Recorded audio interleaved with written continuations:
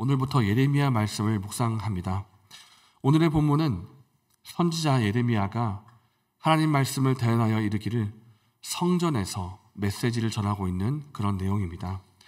특별히 성전에 예배드리러 온 자들에게 악행에서 돌이키지 않으면 성전이 파괴될 것이라는 예언을 하여서 이 말씀이 성전 설교라고 불리기도 하는 그런 내용입니다.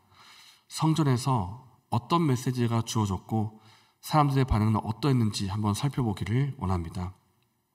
먼저 볼 것은 예레미야가 하나님 말씀을 받고 전했던 그 시기에 대한 것입니다.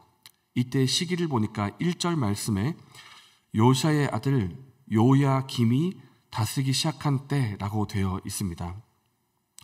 이스라엘 백성들의 여러 왕이 지나갔고 역대 왕들이 있는데 그 역대 왕 가운데에는 선한 왕이 있는가 하면 악한 왕도 있었습니다. 선한 왕들이라고 하면 다윗 왕이 될 수가 있고 히스기야가 될 수가 있고 또 오늘 본문에 아버지로 등장하는 요시야 왕이 있습니다. 요시야 왕은 어떤 왕인가 하면 그가 왕이 되었을 그 당시에 이스라엘 곳곳에 우상들이 많고 우상 숭배가 만연해 있던 것을 깨닫고 난 후에 너무 안타까운 마음으로 울부짖으며 자신의 옷을 찢었던 사람이 요시야 왕입니다.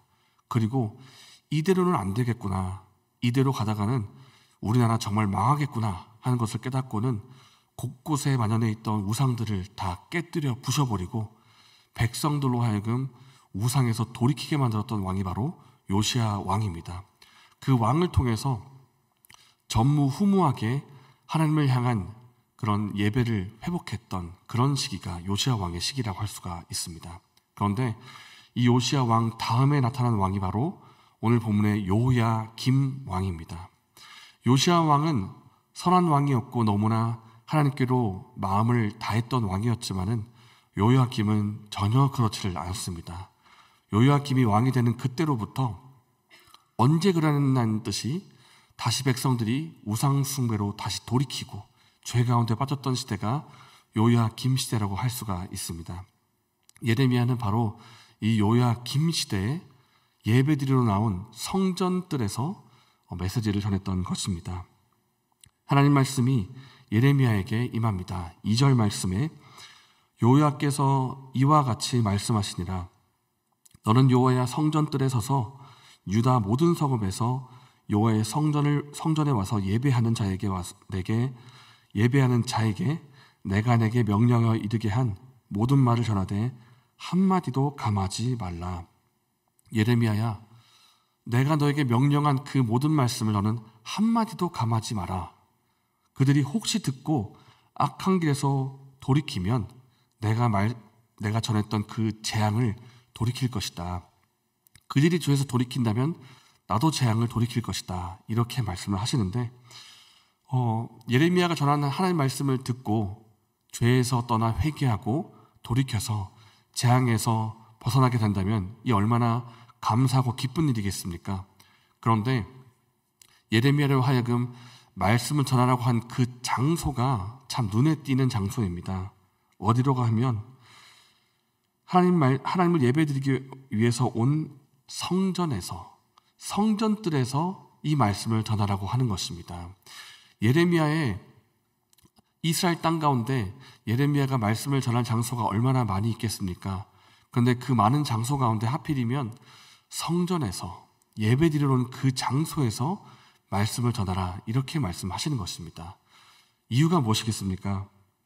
그 이유를 4절과 5절에서 말씀하고 있습니다. 너는 그들에게 이와 같이 이르라. 여호와의 말씀에 너희가 나를 순종하지 아니하며 내가 너희 앞에 둔 내 율법을 행하지 아니하며 내가 너희에게 나의 종 선지자들을 꾸준히 보내 그들의 말을 순종하라고 하였으나 너희는 순종하지 아니하였느니라. 하나님께 예배드리러 온 그 사람들을 향해서 하나님께서 말씀하십니다. 이들은 나에게 순종하지 않는 사람들이다. 내가 여러 번 선지자들을 보내서 말씀을 전했고 순종할 것을 명령을 했지만은 그들은 여전히 돌이키지 않고 순종하지 않았다. 이 말씀을 성전에 예배드리러 온 그 사람들에게 전하라고 말씀을 하시는 것입니다. 다시 말하면 이스라엘 백성들은 죄에 빠져 있었습니다. 그 죄에 너무나 깊이 빠져 있다 보니까 내가 죄 가운데 빠져 있다는 것도 인식하지 못한 채로 나는 하나님을 잘 믿고 있다고 착각하고 있던 이스라엘 백성들이었습니다. 나는 하나님 잘 믿고 있어. 이거 봐. 내가 지금 하나님 예배드리러 성전까지 와 있잖아. 그리고 생각하기를 나에게 혹 죄가 있지만 괜찮아. 내가 지금 예배드리러 가니까 그 예배가 나의 모든 죄를 해결해 줄 거야 라고 생각을 하면서 그 죄에서 떠나지 않은 채로 예배를 반복하면서 나는 거룩한 사람이다 이렇게 스스로 착각을 하고 있다는 것입니다. 이런 상황 가운데 백성들이 있기 때문에 혹여나 돌이킬까 하여 예레미야가 성전뜰에서 백성들에게 선포합니다. 그런데 아니나 다를까 돌아오는 백성들의 반응이 8절과 9절과 같습니다. 예레미야가 여호와께서 명령하신 말씀을 모든 백성에게 전하기를 마침에 제사장들과 선지자들과 그 모든 백성이 그를 붙잡고 이르되 내가 반드시 죽어야 하리라. 예레미야야, 내가 어찌하여 우리에게 와서 이런 메시지를 전하느냐. 그러니까 너는 죽어야 되겠다 하면서 나중에 예레미야를 재판장 앞에 세우는 그런 모습을 오늘 본문에 보게 됩니다. 네가 어떻게 이런 말을 우리에게 하느냐. 감히 하나님의 성전을 향해서 성전이 무너질 것이다 예언을 하느냐. 황폐하게 될 것이라고 말을 하느냐. 네가 반드시 죽어야 되겠구나 하면서 사람들이 예레미야에게 달려들어서 붙잡고는 재판장 앞에 세우는 내용이 오늘 본문의 내용이라고 할 수가 있습니다. 예레미야는 이 모든 반응을 예상이라도 했는지 14절과 15절 말씀에 이렇게 말합니다. 보라, 나는 너의 손에 있으니 너의 의견에 좋을 대로 옳을 대로 하려니와 너희가 나를 죽이면 반드시 무죄한 피를 너희 몸과 이 성과 이 성 주민에게 돌리는 것이니라. 너희가 나를 혹시 죽인다면 너희들은 지금 죄 가운데 거하면서 무죄한 자의 피를 흘린 그 죄를 더하는 것이다. 이렇게 예레미야가 말하면서 오늘 본문이 마치게 됩니다. 오늘 본문에서 우리가 눈여겨볼 것은 예레미야가 말씀을 전한 그 장소이고요. 그리고 말씀을 들었던 사람들의 반응입니다. 왜 성전에서 말씀을 전했는가? 성전에 들어온 그 사람들마저 죄 가운데 빠져 있었기 때문입니다. 오늘로 말하면 교회 입구라고 할 수가 있습니다. 우리가 주일에 예배드리러 교회로 오고 있는데 교회 입구에서 어떤 한 사람이 이렇게 외치는 것입니다. 여러분, 악한 길에서 돌이키십시오. 혹 여러분이 회개하면 하나님께서 그 회개를 보시고 여러분에게 말씀하신 재앙을 돌이키실 것입니다. 이 말을 듣던 어떤 한 교인이 이렇게 말하는 것입니다.